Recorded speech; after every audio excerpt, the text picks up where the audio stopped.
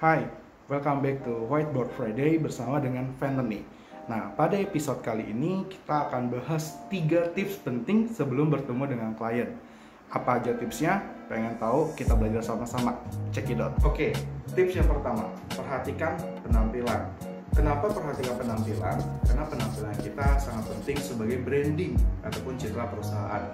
Ketika kita keluar dari kantor bertemu dengan klien, otomatis kita menjadi representasi ataupun perwakilan dari perusahaan. Sehingga kita wajib memperhatikan penampilan seprofesional mungkin. Penampilan profesional ini bisa menjadi salah satu faktor juga yang menentukan kerjasamanya berhasil atau tidak. Kita lanjut kepada tips kedua. Tips kedua kali ini adalah persiapkan materi presentasi ataupun media promosi sebelum kita sampai di kantor klien ataupun di tempat kita meeting point. Nah, ini fungsinya apa sih? Ini berfungsi agar kita tidak deg-degan ataupun kita tidak nervous, sehingga kita sudah siap ketika sampai ataupun bertemu dengan klien, posisi diri sudah siap dan percaya diri, sehingga pas nanti presentasi akan berjalan lancar.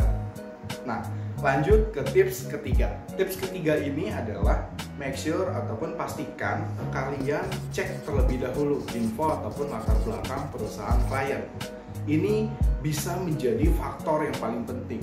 Kenapa? Karena saat kita bernegosiasi ataupun saat kita mempresentasikan produk di perusahaan kita sudah tahu kira-kira apa yang dibutuhkan oleh klien kita. Kira-kira apa permasalahan mereka dan apa solusi yang bisa kita berikan. Seperti itu. Tipsnya sudah oke, tapi karena kita pada saat ini sedang masa pandemi, sehingga pasti banyak dari kalian yang mengalami perpindahan meeting offline kepada meeting online. Nah, untuk meeting online sendiri ada beberapa tips tambahan. Apa aja?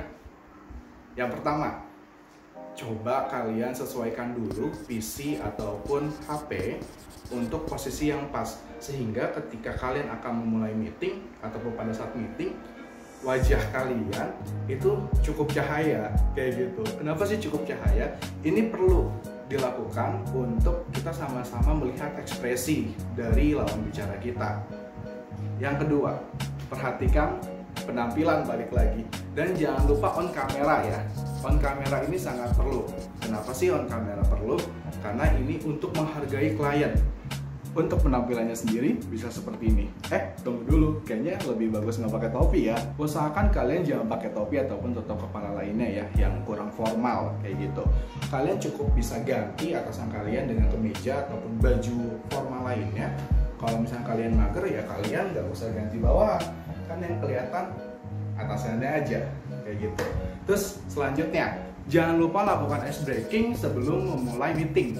Ini penting banget. Kenapa penting? Karena ice breaking dapat mencairkan suasana, sehingga pada saat nanti presentasi, kita yang presentasi juga akan lebih tenang. Karena kalau kita sudah tenang, pada saat presentasi semua akan lancar. Nah, selanjutnya, perhatikan gaya bahasa. Jadi kita harus menyesuaikan gaya bahasa kita dengan bahasa lawan bicara. Sekiranya nih lawan bicara kita direktur ataupun orang yang sudah lumayan cukup tua sehingga menggunakan bahasa baku, kita pun harus menyesuaikan.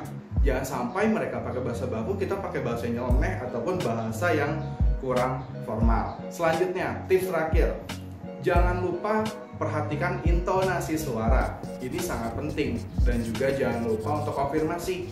Pak, Bu, maaf, apakah masih terdengar dengan jelas? Kenapa? Karena namanya meeting online kita bergantung pada sinyal. Nah, kita nggak pernah tahu kestabilan dari sinyal provider yang kita gunakan pada saat meeting.